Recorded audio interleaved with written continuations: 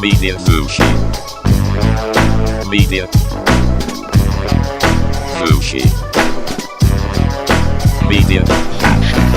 Ladies and gentlemen, welcome to, what are we at? Episode 5? 6? Episode 5. Episode 5 of Media Zushi. We are your hosts. I am Adam Ronan. This is Boss Battle Gordy. And through the power of the internet and Al Gore. Al Gore. Didn't he make the internet? Man Bear Pig. And Ajit Parikh. Thanks to him, we have Jake the Sasquatch joining us. Hello. As What's up? per usual. Yeah. Hey there, Jake. So this is Media Zushi. This is our film-based podcast. We've been doing this for off and on for a couple months now. I want to preface this because if you're watching this, you'll notice that this is on a different channel. As you know, we've launched a YouTube network, so now we have 4 different channels to cover the 4 biggest interests we have. We have R24 that'll cover video games. We have Paper or Plastic, which covers toys and comic books. We have the Neon Ronin channel, which has turned into Adam Ronin to cover music. And we've got this channel, The Fourth Wall, which will cover, what is it, Jake? Movies. Movies and shit. We're going to Movies, all of our man. short films will be here. Film discussions, film breakdowns, film reviews. Fucking Jake's naked penis dangling about. Gordy's naked penis intertwining with Jake's. It's going to be fucking dope. And yeah, it's like this. no, they're like churros. I can't see you. I don't know what you're doing. I know. It's okay. So that said, this is Media Zushi. Today's main overarching thing, we're going to be discussing the Jurassic World Fallen Kingdom as well as the history of Jurassic Park and thoughts and things breaking down. Oh. But first, before we do that, anyone seen or watched anything good lately? Good? Yeah. I don't know about good, but I've seen some stuff. Yeah. I haven't really been going to the movies all that often recently. This was the first one I've seen since... Well, I saw Infinity War and I saw Deadpool. You guys already kind of talked about that on a previous episode. And Solo, you watched Solo, didn't you? Yeah, I did see Solo. It was okay. Yeah. I think we probably all That's feel the pretty same. much my thoughts on Solo. Is it was okay, which you might hear again today. So Okay. Well, we are in blockbuster season for movies. Whereas games right now have died down on their release schedule, this is the time for films to flourish. So Media Zushi, of course, we were doing once a month, now is moving to a weekly podcast, which will drop pretty much thereabouts on every Wednesday of each week. So instead of having episodes that will be like, this is what's coming out this month, at the end of each episode, we'll talk about what's coming out this week, the current week that we're on, and what we're excited about, and so on and so forth. But let's get in to our main talking points. So before we get to the Fallen Kingdom, my friends, with the release of Jurassic Park Fallen Kingdom, my overall question to everyone, has the series fallen from grace and jumped the megalodon, so to speak? Oh, I see what you did there. Puns! So you got me. That's not a pun. Is Chris Pratt Fonzie in this? Hey. On his God, I hope so. If you guys can interject prehistoric humor everywhere, that would be good. You got it. Okay. I'll do what I can. My app is frozen. There we go. Okay, so first, let's start out by discussing where everything began. 1993, Jurassic Park was born. First of all, Jake, do you have the notes pulled up? I can pull them up, yeah. If you want to. You don't need them. Anyway, Jurassic Park was born from the DNA of Michael Crichton in 1990 as a blockbuster novel and then turned into a groundbreaking film by Steven Spielberg in 1993. Now, for those of you that are ridiculously mentally retarded and you've never heard of Jurassic Park or never seen it, let me bestow upon you the basic premise. The film is set on the fictional island of Isla Nublar that is located off Central America's Pacific coast near Costa Rica, where billionaire philanthropist John Hammond and a small team of genetic scientists have created a wildlife park of cloned dinosaurs from dino DNA. When the industrial sabotage leads to catastrophic shutdown of the park's power facilities and security precautions, a small group of visitors, along with Hammond's grandchildren, struggle to survive and escape the perilous island. Yeah. That's the premise of the original Jurassic Park.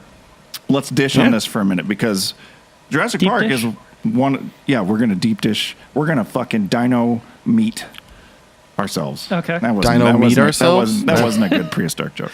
That was bad. It was bad. I'm sorry, Jake. It's okay. So I forgive you. this, I have specific memories of when this came out because I was 11 years old. Jake, you were probably a fetus still, right? I was 2 years old when this came out. You're a fucking useless person. Hey, man. Okay, Come on now. Let the That's some adults age hate right there. dish on nostalgia for a moment. So this movie came out. I was in 5th grade. I remember vividly. This is the first movie that my grandma crawled out of her fucking cigarette-ridden flesh hole to go see in the theater since like the 20s. Okay, so it was my mom, my grandma, and I. We went to this small theater that was in Orchard Shopping Center, and we went to McDonald's first. I got a huge fucking Jurassic Park cup. Stood in line to bear witness to the greatest achievement in special effects cinema history up to that point. Yeah. Probably, Delivered by I would say, Lucasfilm. Nope, delivered by ILM. Well, same thing. But kind of, I would say, one of Steven Spielberg's best films before he started making bad book movies. That's a Ready Player One joke. So that's my first memory. And then I got all the toys. I fucking had this garage sale where I sold off a bunch of toys that I probably wish I still had to get enough money to go buy the giant T-Rex. It was just like a thing. It was so dope. Fucking goddamn Life-changing. Do you have any memories, or did you? I just forget remember about it? watching the movie, and it blew my shit off. It blew everybody's shit off. It did, and we'll talk about that. I just wanted to see if you had any thoughts. Yeah, I don't remember going to the theater. I know I saw it at the same theater as you. And I remember sinking down into my seat and just not being able to shut up after the movie. You better shut up during the movie, or I don't want you to be one of those people. Yeah, with those kids. One of those kids. I wasn't. I was a very quiet kid, but it scared the crap out of me. But I don't remember the specifics. Okay. Jake, tell me about your first time seeing it, if you even recall. No, I definitely recall, because like most of my early kind of scary, quote unquote, movies that I saw were with my dad. I remember sitting down and my dad going, "Don't tell your mom," and hitting play. And we watched Jurassic Park, and it was insane. That's where my love of dinosaurs and apex predators comes from. So your first experience was when it came out after, probably on VHS, right? Like a couple years later. We watched it at home. Yeah. Sweet. Now, this movie had industry-changing special effects by Industrial Light and Magic and industry-changing physical animatronics by Stan Winston's Creature Shop. Rest in peace, Mr. Winston. Now, for the longest time, up until like a few years ago, I would even stand by it that I thought that Jurassic Park had some of the best CG that you could find in films. I just recently rewatched the movie, but just a few days ago, and the CG compared to current standards of cinema is starting to look a little dated. It's still very good though for the time. But I remember you couldn't fucking, everything changed from that point forward. It was like Jesus Christ getting killed. You had before Christ and you had after Christ. You had before Jurassic Park, where movies were like fucking, and then you had after Christ or after Park. After Park. AP. Yeah. After Park. Well, AP. it was the first time that you could have not like they were actors essentially that weren't really there. Yeah, and it's funny because I watched a making of documentary of Jurassic Park the other night too, and they were talking about how weird it was because they had never, as actors, experienced where they would just look at like a tennis ball floating in the sky, and they were like, "What is this? That's the T-Rex, man." Yeah, they're like, pretend it's scary. Yeah, and they did such a good job at pretending it. But also they had of course, the animatronics to act alongside with, which probably lent to their imaginations for the CG parts. Such a good movie. I'm currently just about 3/4 of the way finished rereading the first novel. And by rereading, I mean reading for the first time because I've never read it. Yeah. You've never read that book? No, I never did. I was a fucking Wow. Are you I tried. sure? Now, I had it. I had the book when we were kids, and I tried to read it several times, but it was too sophisticated for my young, feeble mind. Because there's a lot of fucking science, DNA talk, and all this shit. But now, of course, I'm a brilliant fucking mathematician adult, and I can understand everything, like chaos theory. I get it. Yeah. You're just a genius, aren't you? I am. I truly am. A genius. I'm humble as well. Yeah, you are. Nothing but humble. So Jurassic Park came out. It was a huge fucking blockbuster. We're talking top movie of all time at that time. Came out on home video. Was crazy. Okay. Then Jurassic Park went dormant for a couple years. And then in 1997 came the sequel to 1993's Jurassic Park, also directed by Steven Spielberg again, and then written by David Cope, loosely based on Michael Crichton's 1995 novel, The Lost World.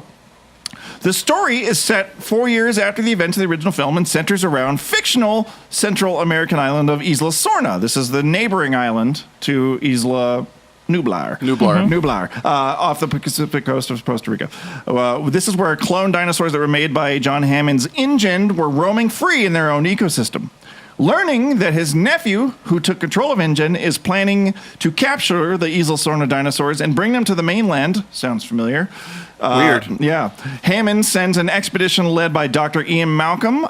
He finds a way to arrive there before InGen's squad. The two groups confront each other and face extreme danger and then team up in order to survive. And then ends with what at the time I thought was the coolest dinosaur sequence of all time with the T-Rex fucking around in San Francisco.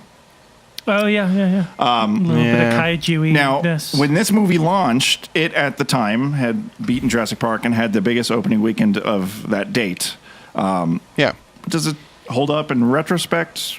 Meh. I watched it again the other night and I was less than entertained. I thought I was like, Are you not entertained? Yeah, I wasn't. It was okay. It's fine. It's like it's no Jurassic 3. I'll tell you that. Yeah, Alan. But it's no Jurassic Park either. But I do love Ian Malcolm. Yeah. Thoughts? I will say that when I go back and watch these movies, I tend to skip this one. Really? You skipped this one and not Jurassic Park 3? Yeah, I actually like Jurassic Park 3. This one... My problem, my only problem, and it's a dumb problem to have with The Lost World, is that they're not on the island. It ends up back in San Francisco, which is cool because I like kaiju and you get that kind of weird mix between we made these, but also, oh God, what's happening? But I just, I don't know. Okay. I find it a little lacking in the like. It's obviously a dinosaur movie, but it doesn't feel like it to me for some reason. That might be a little different now. I think the last time I watched all of the movies back to back was like 2014, so it's been a few years, but. Back then, it was easily like, well, we have the first one and the third one.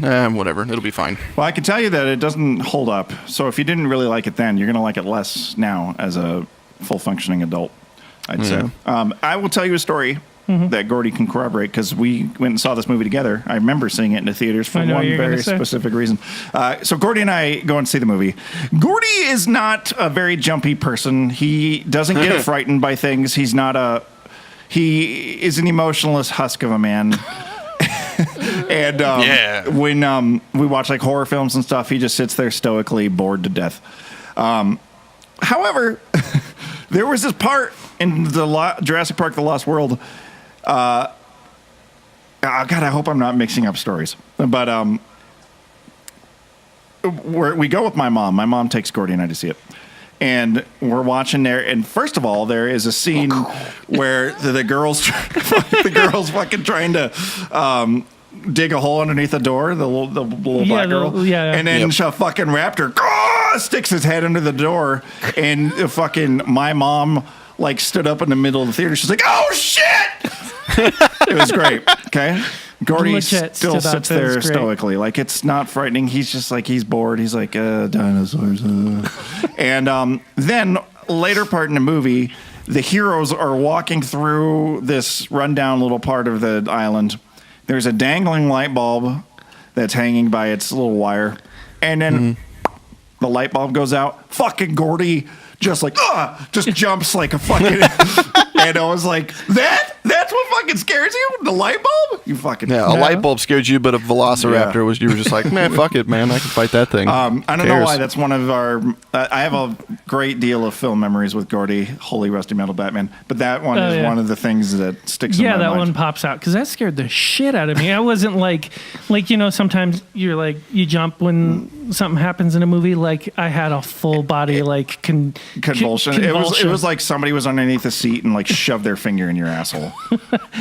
It was like a real cinematic experience. It was full blown. But yeah, I remember that. That was a good time. I love when your mom said, "Oh shit!" Like she said it loud. Yeah. People in the back row, they heard that. Oh yeah, for sure. Yeah. My mom's embarrassing to see movies with sometimes. But you know, little secret about this movie. You hate it? No, it has one of my favorite parts in any movie. Is it when the T-Rexes bite that guy in half? They fucking tear him into pieces? It's the motivation is stupid. Why would you bring a T-Rex inside. Why are you doing this? Stop doing this. But when they push the trailer off the cliff, that entire sequence, I think it's brilliant. It's great. It's the best part of the movie, minus T-Rex and San Fran. T-Rex gets there. He can't afford rent. He fucking is so pissed. Yeah. He's just going to eat everybody. Yeah. He's like, who cares? I can't afford to eat at the restaurant, so I'm going to eat his tourist. Why is he British? Why is he British? I don't know. Why is she British? Fast forward to 2001, the film that killed the franchise for 15-ish years. It is the first film in the series to not have been directed by Steven Spielberg, nor based on any books by Michael Crichton. 2001, re-released, directed by Joe Johnson, and produced by Gordy's favorite, Kathleen Kennedy, written by a slew of other cash-grabby fucks. We have Jurassic Park 3. The film takes place on Isla Sorna, again, the second island neighboring to Isla Nublar. The island is where a divorced couple, they go back to the United States, they trick Dr. Alan Grant into going back to the island in order to help them find their lost son. And then from there, dino hijinks ensue. Dr. Alan Grant and Ellie Stradler, they're back in the movies. Ellie's on mainland, calling in the army and shit to come back to save, and Grant's back on the island. It's basically like, it couldn't have been a worse movie. Velociraptors talk to Grant. Alan. And I mean, it's a dream, right? It is a dream, but it's the stupidest fucking dream. Isn't that the no, that's a different movie where he's yawning. Ooh, and it cuts. What? No, because that was Malcolm. Never mind. People yawn all the time. We'll look it up. No, there's a cut where like there's someone screaming or a dinosaur screaming, and then it cuts to like someone yawning. Oh, that's a weird transition to think about. Yeah. But, That's no, I don't recall. It's possible. I have no idea. Anything's Yeah, possible. we'll have to YouTube it later. Anyway. But I just want you to think about that Velociraptor. Alan. It was a rescue operation. Wake movie. up, Alan. It's so stupid. It doesn't even have an ending. It's just like the army comes and saves them. Yeah. Yeah. It's like they couldn't. They needed Michael Crichton to come and write some plausible third acts. And I enjoyed this movie because it was. I don't think you did. Well, I did. Like, what's your favorite? Like, what about it strikes you? The reason why I liked it is the reasons why I don't like the second one. They're back on the island. We don't know what's there. I thought the plot was like the way they got them back to the island was a little lame, but as long as they were back on the island, I didn't really care. What about the Spinosaurus coming in and just being like new top dog and makes the T-Rex look like a bitch? That you could sit through that? That I did not like. Enjoyably? No, I did not like. There's only one apex predator in the Jurassic Park franchise, and it's the T-Rex. That thing can eat a dick for all I care. But I think the movie as a whole was enjoyable. You're not going to give any respect to the newfound Indoraptor? I'm going to wait to talk about that when we get there. So there's not a whole lot to say about Jurassic Park 3. I think it was a hunk of crap. It obviously killed the franchise for some time until there is no denying that. Yeah, so. And then we get into current age of cinema where everything is a reboot or a cash grab on a classic franchise, and we come to 2015 where we get the Jurassic World, a sequel to the franchise, but also kind of a soft reboot in a few ways. It is the first film in a planned Jurassic World trilogy. This is directed by Colin Trevorrow, who also co-wrote the script with Derek Connolly and some other motherfuckers. This is set 22 years after the events of Jurassic Park. Jurassic World takes place on Isla Nublar. First time we're back on Isla Nublar in 4 movies, where a theme park populated with cloned dinosaurs has been operating for 20 plus years. It's been operating for 10 plus years, and it's very successful. Ran by Claire Dearing, the ultra fucking. I could not be more attracted to this actress, Bryce Dallas Howard, and then we have Chris Pratt. As the old Star-Lord. The old Star-Lord is the pro tag, one of the pro tags, who's the raptor trainer. And anyway, all hell breaks loose when a genetically engineered dinosaur called the Indominus Rex breaks loose and goes on a rampage. Now, if I could be so bold, I actually enjoyed this movie because it took place on the original island. There was all those callbacks to the original movie. T-Rex came back in true form and fucked some shit up. Yup. Yeah. I'd have to say I dug it a lot. Studio execs were so preoccupied with the fact that they could make this movie Wow. that they didn't think about whether they should make this movie. You did it! You did it! Oh my God. That's the best fucking reference. Gordy, That's so good. how hard are you right now? Pretty hard. I'm pretty hard. That's God excellent. damn. That's excellent. That's good, Gordy. I like you. You conversate well. So this movie is. Sorry. He just almost spilled Whoa. water on his. It's okay. I just did the same thing about 2 minutes ago. So The movie did fucking bonkers good. It slayed at the box office. It did $1.6 billion worldwide. Coupled with a mediocre toy line from Hasbro. Probably the nail in the coffin for Hasbro for them to get the license taken away from them. But the movie was fine. It was good. I enjoyed it. I had a lot of fun with it. Enough classic callbacks that I was like, okay, I'm on board for this new Jurassic trilogy. yeah. If I had a different feel from it. Like, I didn't. And this, going into the next one, it also applies to that, but I didn't like why they were back on the island. No one had any reasons to do anything that was compelling to me, and the woman was so unlikable in this movie. Are you talking about Jurassic World? Yeah. Oh, because she's like corporate-y. Yeah, well, I mean, there was no, people kept on doing things that were not in their self-interest in the movie, and that got them into trouble. And that happened in the last two movies as well. And in the third movie especially, I need this tooth. But anyway. Okay. Yeah, I feel you. I like real compelling motivation that gets people into trouble, not like they need to be in this situation, so let's have them do something stupid. And I saw a lot of that in this movie, but it was super fun to watch, especially the... Oh, the Megalodon? No, he wasn't a megalodon. He was a Megalodon's a shark. There was a big something-asaurus. Right, a big crocodilosaurus. I don't remember what it's called. Crocodilosaurus. The only thing I didn't like was the Indominus Rex. I don't want new lab-created dinosaurs. He was cool, he was frightening, and he was fun to watch him fuck some shit up. But I wish they would have maybe picked a different story arc. I don't know what. I also found it strange that they turned a velociraptor into a protagonist of sorts, which they really went off the wall with in this new movie. That was really weird. So it did have its... Mosasaurus is the name of that dinosaur. Yeah. Thanks, Jake. Oh, shit. You're looking on things. So it was fine. But let's fast forward, because this is where we're going to spend a bulk of our conversation, to then 3 years later, 2018, the newest release, Jurassic World Fallen Kingdom. This is the 5th installment of the Jurassic Park film series, as well as the 2nd installment on the planned Jurassic World trilogy.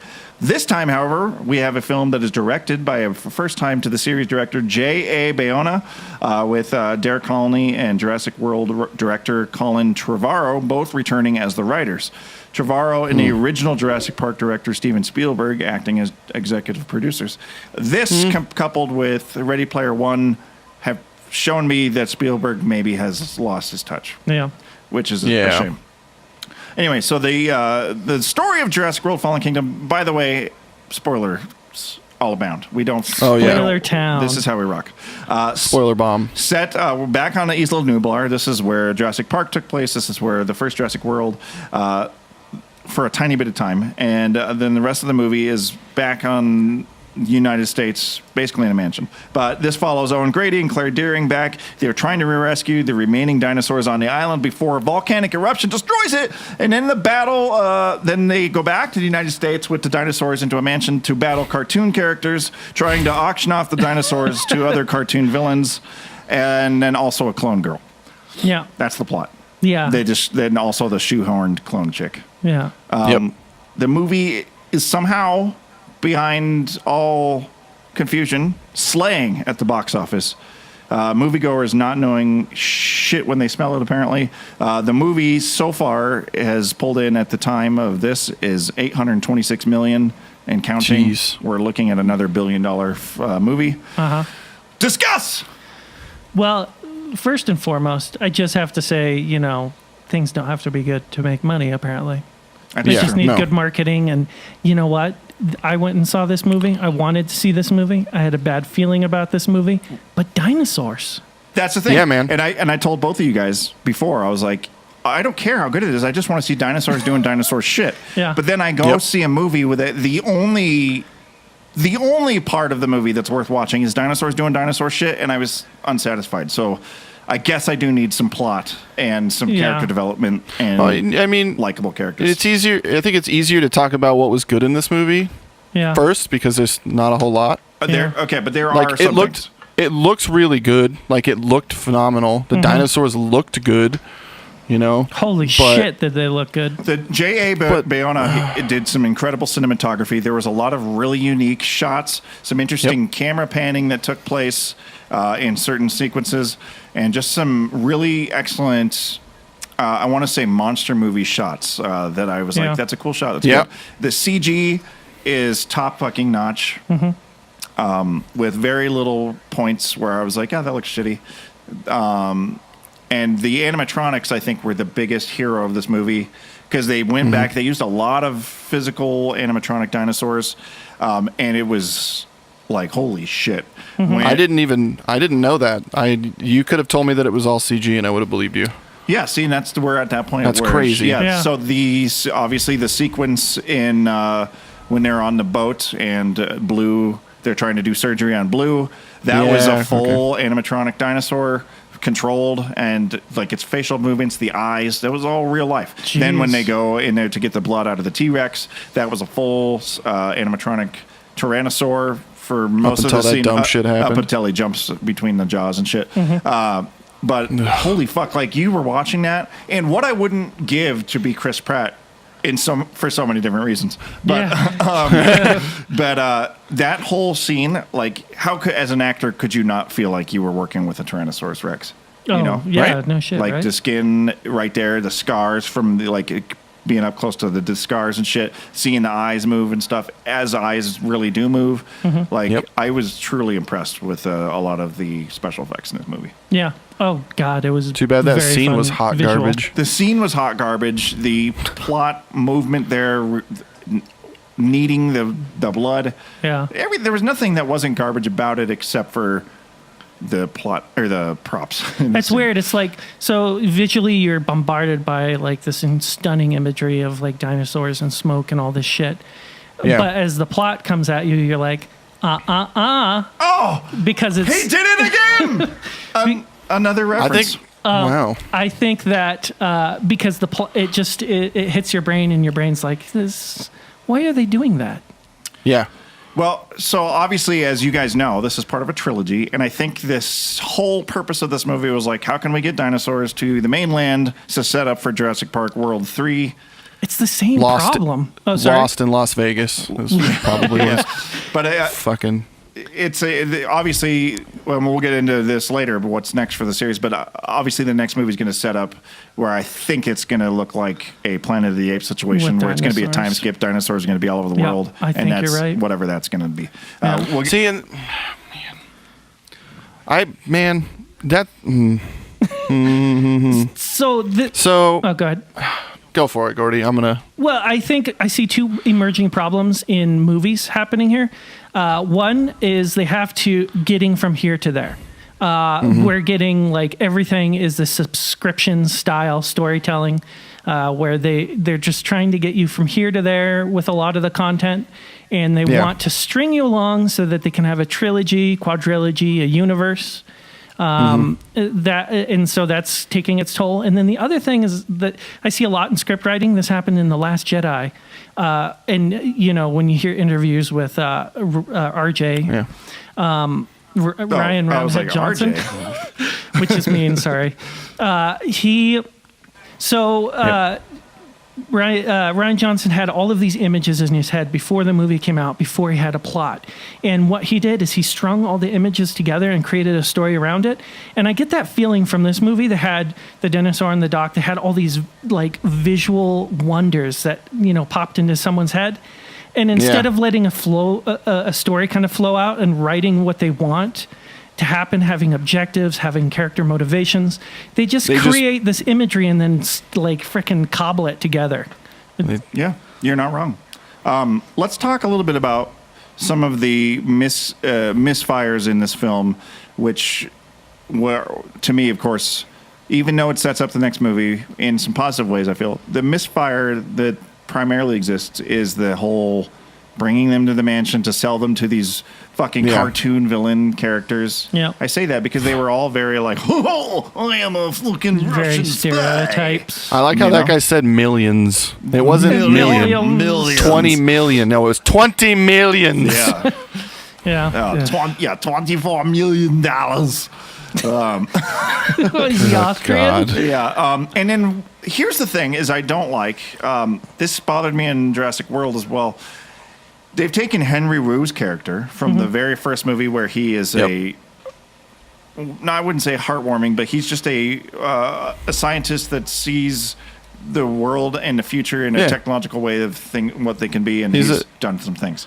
He's a science dude wanting to do science stuff. He's a science dude wanting to do science things, and now we have like this gothic version of Henry Wu in this dark suit who is a mad Dr. Robotnik scientist who's like, villainy things. Yeah. And it's just like, what a fucking change of pace for the character for the worse. Not only... He's not the only character who's had a complete character rewrite. Claire Dearing's character from Jurassic World to Jurassic World Fallen character is a complete different character. Now she cares so much now. You can attribute that to character growth from Jurassic World by the end of the movie. Maybe she's a different person. Yeah. Wasn't portrayed very well, but in this Jurassic World, she's a corporate money-hungry slut.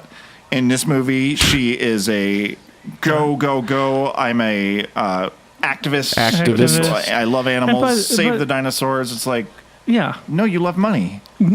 Well, apparently she's rich or something because she has like 40 employees at that nonprofit organization trying to save the dinosaurs. She worked at Jurassic World. Of course, she's loaded. I guess that's true. Her salary at Jurassic World was probably like 8 figures.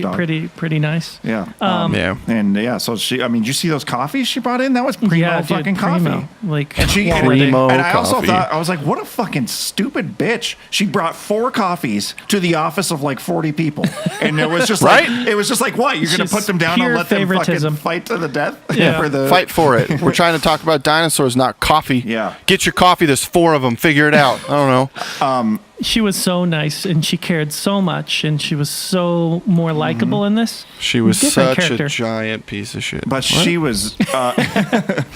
God, can we just talk a moment as men? Acting, can we talk as a moment as men with primal needs? Yeah. Bryce Dallas Howard is a woman of excellence. Can confirm. Ample proportion. She's just a...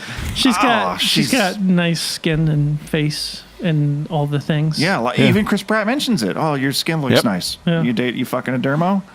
You fucking hanging out? You fucking a dermo. You fucking... Is it a dentist? Are you chilling with that? Accountant? You chilling with that derm on a weekly basis? He derming all over... Okay, you get it what I'm saying. I'm making dermatologist Why do you jokes. think the skin's so nice? Yeah. He's derming all over it. I see what you did there. Clever girl. Derm, derm, derm, derm, derm, derm, derm. Okay. So the other thing, and then we have Mr. Lockhart, who is John Hammond's like silent partner that no one ever heard of. Yeah. Lockwood. Yeah. Lockwood. Yeah. I like that actor a lot. Yeah. He's cool, but he's very typecast. He's very typecast. I like the sweet old man. And then of course, so is the. Oh man, this is the biggest. Is this what you call a MacGuffin? I don't, because you bring up MacGuffin all the time, but I don't really know what it means. Is this a MacGuffin where the whole time he's like, "Oh, my daughter died years ago," and then the little girl asked, "Oh, did your daughter ever visit the park?" And then it pans out over a model of the original Jurassic Park, and he goes, "Yes, once." So then in my mind, I was like, "Oh fuck." His daughter was Lex from the original Jurassic Park movie. Yeah. And I thought, and I was like, oh, cool, this is Lex's daughter. That's cool. That's a cool plot point. And then it turned. And then they were just like, no. And then she pulls out the picture. And I got to tell you both, when she pulls out the picture the first time I saw it, and it was like her and then the old lady as a young lady, I didn't get it. I was like, I don't understand what this means. I was like, so this old lady is her mom? I didn't get it at all. I was so confused until they gave me the exposition in the hallway where he's like, no, I'm a villain and we cloned her.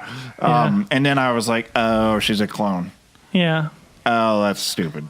Yeah. Yeah. Oh, that's really dumb. There weren't other indications leading up to it either, so you wouldn't.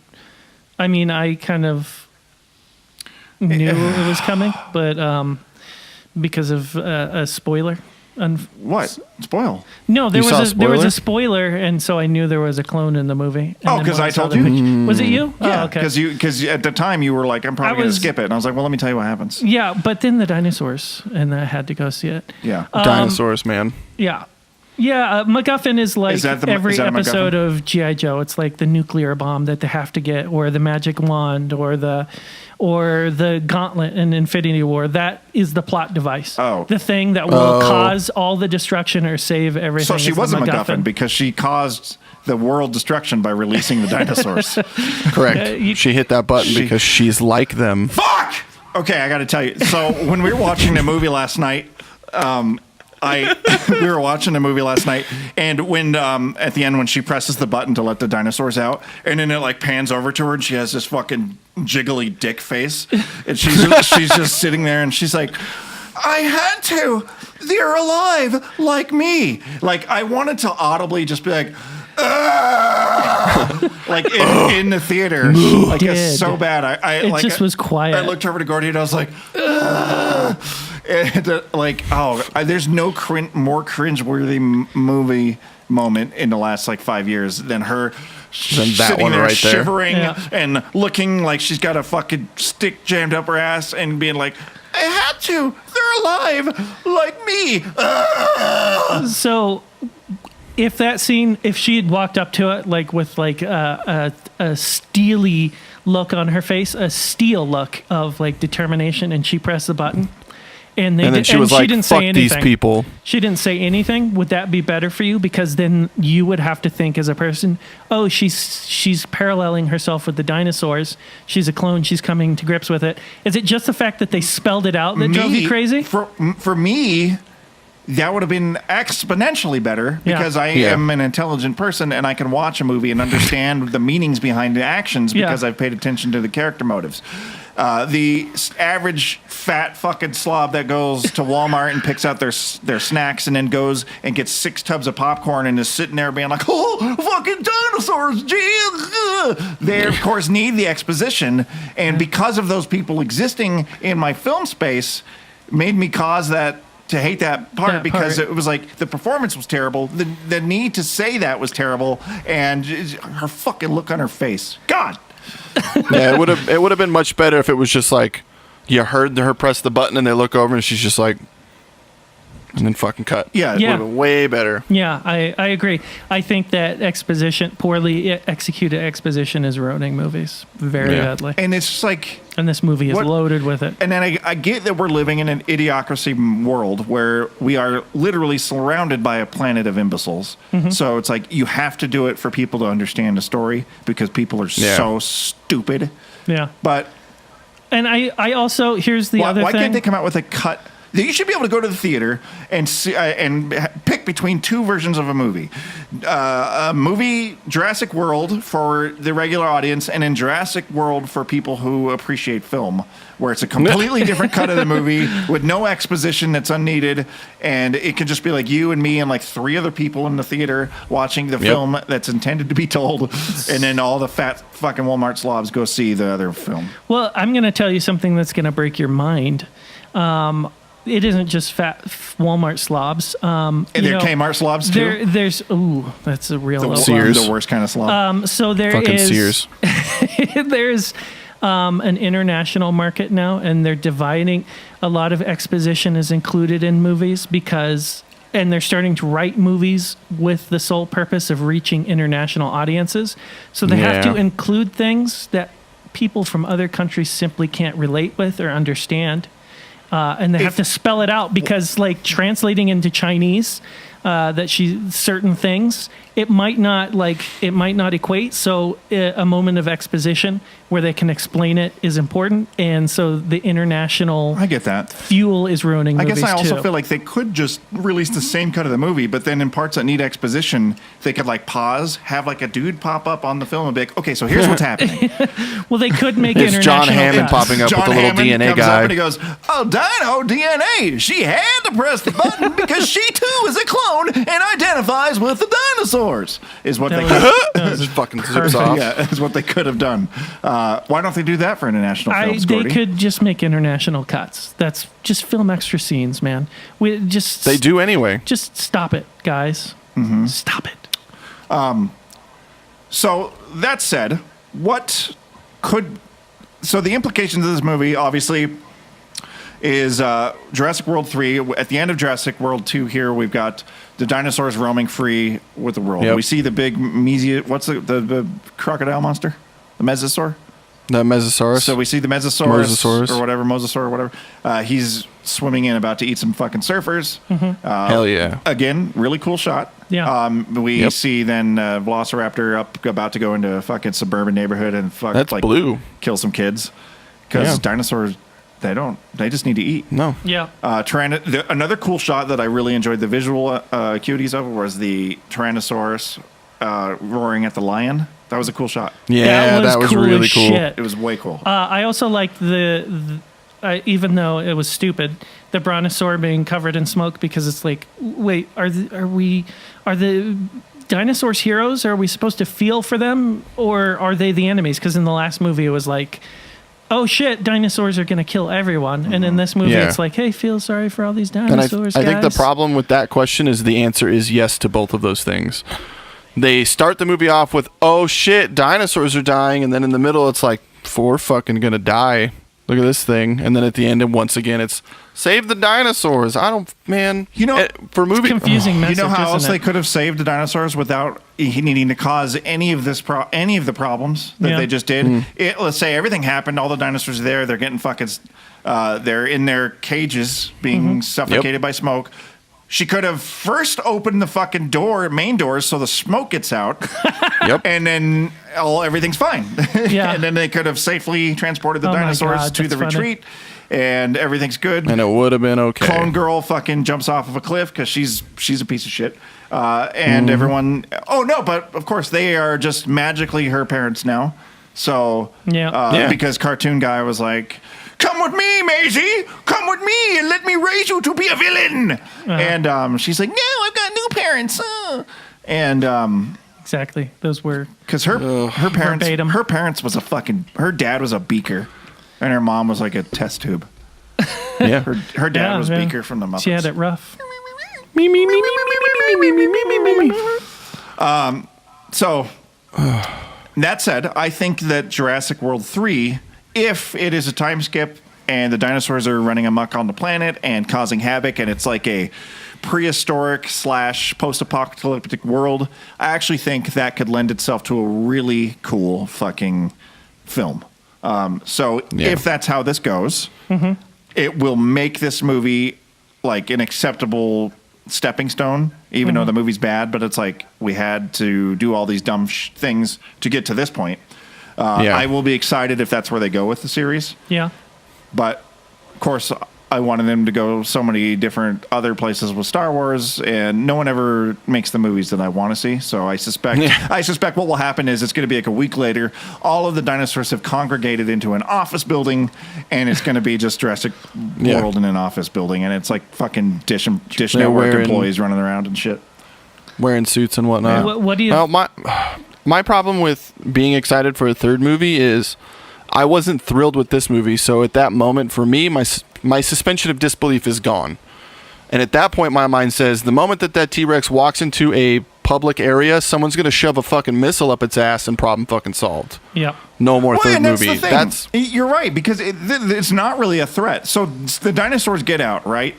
There are upwards of almost 10 billion people on the planet. Crazy military forces on each continent. Everything's crazy. And so what? We've got like 30 dinosaurs running around. Just fucking just kill them, and we're fine. So here's what I see happening. And first, before I get to this, I just got to say, I like the first movie. I think it's amazing. It had wonder. These people ended up on the island not knowing what was happening, and their minds were blown. And we got the Steven Spielberg taking off the glasses and the mouth open moment. We don't get that. None of the other movies get that. The wonder is gone. And but we do still get those, crazy moments of escape and survival and all that, and plus dinosaurs. The new movie has the potential to be the first movie to capture me because it is an entirely different animal. It isn't people randomly deciding to make stupid decisions to go back to the island. Here we have like maybe post-apocalyptic world from war, or maybe clones cause a disease and most people die out, or maybe war from all these dinosaurs and all these people all around the world creating dinosaur problems, and somehow it just gets the better of us. Well, that's true, because that could be interesting. Henry Wu got away on his villain helicopter with all with all of the samples, so he's probably going to make a ton more dinosaurs that will accompany the other dinosaurs. Maybe that's how they sell the threat. Think the threat. The dinosaurs simply aren't the apex predator because humans are too resourceful. No. So there has to be a disease or a meteor or something like that. That'd be fucking cool if it was like a meteor and it was like, oh shit, it's the Cretaceous period again. Yeah. My concern is it's probably just going to end up being Ark, the video game, but a movie. There's going to be fucking dudes riding dinosaurs into battle. And what if it was Jurassic World 3, Dino Riders? And it was... I wouldn't see it. Harness the power of Dino Riders. I would see the fucking ball sack out of that. I think that I wouldn't want it to be in a Jurassic Park movie. And it was like Dino Riders, and it was the people. Oh my God, imagine this fucking scenario, if you will. Okay. Jurassic Park 3... Jurassic World 3, Dino Riders, and then fucking end of the movie, you've got Chris Pratt. He's riding his Diplodocus with the fucking rockets and shit. Everything's crazy. This Tyrannosaur. You got Henry Wu on top of the Tyrannosaur with all of its armor on. Everything's crazy. They're fighting, and then and this is like the final shot. Crash landing, and then Henry Wu looks over, and then he gets zapped by a laser, and he like disintegrates, and then climbs up. This fucking figure climbs up the Tyrannosaurus Rex, and then there he is. It's fucking Krulos, and they end the movie with Krulos, and he goes, "Hello," and "Hello, Chris Pratt," and it's fucking Krulos, and it's like, "Oh shit, Dino Riders!" And then the movie ends, and it's like, ah. And then they sell some toys. Would you be stoked? I'd go. I'd go see it because I have Movie Pass. Oh. Movie Pass won't like fucking be a functional business model in 3 years when Jurassic World 3 comes out. Jurassic World 3 Dino Riders. I'm going to milk it for all it's worth for now. So yeah. I'm going to milk your titties for all they're worth. What? I think the thing we should take away from this is Colin Trevorrow kind of fucking sucks. Yeah. And if this script is any indicator, it is no wonder Kathleen Kennedy fired him off of episode 9. Yeah. Whatever weird business decisions she makes that are not very good, we can be confident in saying that at least she recognized a terrible fucking script for the first time, apparently. Well, I think that in her defense, I mean, E.T., Indiana Jones, she's pretty good at business. Well, but she should not have creative control. No, she was a producer on Jurassic Park. She's a producer on Indiana Jones. She's a producer on all the other Star Wars movies. So, like, she's been a part of excellent cinema. Yeah. I'm not a fan of... I don't like her at all, but I have to recognize, skills. When skills? I just think that she's not a Star Wars fan. She's got skills to pay the bills. But in terms of this movie, it was a good call based on what we've seen here to get rid of him. Shit. You know, at the end of the day, Jurassic World did good. Fallen Kingdom's doing good. I'm pretty sure the third movie is going to find a way. So. Oh, you're trying to get into the puns too. Well, fuck, let me say something. All right. Shoot her! Shoot her! No, I don't know. I got nothing. It'll come to you. Give it time. Yeah, I will. Adam! We've got Adam here! Clever girl. Oh! Okay. Fucking Christ. So, a couple movies coming out this week. I don't know if any of them are exciting to you guys. We're obviously in 4th of July week right now. So, obviously, 4th of July, we've got The First Purge that's coming out. Can I just say, real quick? Yes.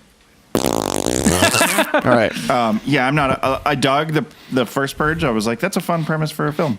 And now it's also jumped the fucking 17 movies later. Here we are. It's like I don't care how the Purge started. It's like I get it. Donald Trump. That's fine. Ant-Man and the Wasp comes out this Friday on July 6th. I'm very excited for that. All early reports are it's Bomb diggity. It's like yeah. a decent. It looks it's good. It's a fun Marvel movie. It's a palate cleanser from Infinity War. Yeah. is Yep. what we anticipated. 100%. And then also coming out on July 6th, which is an unfortunate release date for them because they're competing with Ant-Man and the Wasp. But Sorry to Bother You comes out. Now, I'm not sure if you guys have seen the trailers for it, but it looks very, very good. It's very cinematically exciting. It's basically about a guy who goes to a sales job at a call center, but it's very artistically well shot. It's a comedy. It looks super cool. So you guys, if you haven't seen the trailer for that, you should watch that after the show here. It looks good. Cool. Yeah. I fucked up. I did see a movie I've never seen before this past couple weeks. Two Girls, One Cup. I saw Wanted. Oh, that's a good movie. Shoot this motherfucker. Yeah. Wait. You would call that good? Well, You didn't it's like Wanted? fun. It's fun. You fucking It was fun. First of not all, you quality have cinema, but Angelina it is Jolie fun. at her hottest. Yeah. You have what's the like a Twinkie? What's his name? Malcolm McFrey. You know what? Malcolm McFrory. What's his name? Fucking William Fergarger. You're killing it. I know what you're talking about. The You're fucking killing black it. guy. Ah, here we are. I'm narrating your life. Oh, You knocked it I'm out of my head. gonna let you figure it out on your own. You are a Twinkie. You are a Twinkie. I am Harrison Fernagerl. No. Bernard. His name Really? is Morgan Freeman. Morgan Freeman. There you go. You did it. Morgan. I'm so proud of you. It's got Angelina Jolie at her hottest, Morgan Freeman at his freemiest, and it's got fucking Professor X Professor X, yeah. swinging bullets. The and shit. problem, and it's the movie would have been fine, except for that last line ruined the whole movie for me. What have you done today? I wanted to fucking throw that TV out the fucking was window. that your clone girl line? Was that the same reaction you had? Yeah, same reaction. Also- I wanted to just fucking break something. I don't know if you recognized him or if you even remember, but Chris Pratt is in that movie. What? Before Yeah, he was. He was the shitty Yep. roommate that was fucking his girlfriend at the beginning. Professor X hits him in the face with a keyboard, and Yeah. his teeth and the keys that break off spell "fuck you." Oh, wow. That's Chris yeah, Pratt. That's Chris Pratt. But it's fat Chris Pratt, so you probably like you Yeah. don't Yeah. recognize Jabba yeah. when you're looking for Harrison Ford. Well, crazy. You know. Not a fan. All right, guys, we're going to wrap up this podcast here. A couple things here. If you're watching this on YouTube, you are obviously then now seeing that you're on a different channel. Please press that subscribe button and the bell that accompanies the subscribe button so you know when all of our film-related activities are going live. If you are listening to this, you can hear it on any podcasting service that you enjoy. This will be Apple Podcasts, Pocket Cast, whatever weird shit you listen on your Android phone. We are there. We are watching you from the shadows. We're on all of it. So please maybe give us some ratings, preferably 5 stars. Helps us get noticed. If you like it, definitely leave a And last rating but not there. least, if you are in a position to do so, check us out on patreon.com/R24, where you can get all kinds of little extra goodies. And I will be giving out some shout outs to some of our deserving Patreon members right now. Creepy Buddy, who is Love that guy. he's given us the most money out of everyone on the planet. He's been on Patreon forever. Creepy Buddy or Buddy Pecked or Ego Trip. He wears many hats in the nerd community. Yes, he does. He has a whole, let me tell you, he has a whole fucking pile of Lego sets in his corner, including the big Millennium Falcon. And just yeah, I remember he's got that. like $8 million in Legos. Fucking dude. You know, has he put that together yet? No, you don't get in a Discord much anymore, do you? I do. I just don't know if he put it together or not because he just posted, look at all the stuff I got. Yeah, and Yeah. you, Like, no. put it together, man. I want to see it together. Just send it to me. So we got Buddy. Then we give a good old shout out to Diabeto63, another one of our favorite members of the community. Hell yeah. Muffled Scream is our Canadian brother from another mother. Joe Moyer, who has an awesome Twitch stream at the wrong channel. Joe, David Lou Horvath, the delicious Liv Savage, Jake Norton. I don't know who that is. Some dick. He's a loser. And He's an asshole. Fuck that guy. and then we've got Eli Smith, the fucking Sama, our bearded. Just want to fucking just beat off into his beard. Like with it. I want to use it as like it's like fucking Beat wool it. sandpaper.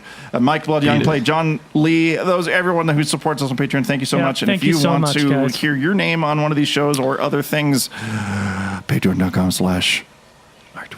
Yes, excellent. All right, guys. I am Adam Ronan. Twitter, if you want to discuss movies, at Adam Ronan _XXIV. good old Jake there, and he's among the cornfields in Kansas. He is at R24 Sasquatch.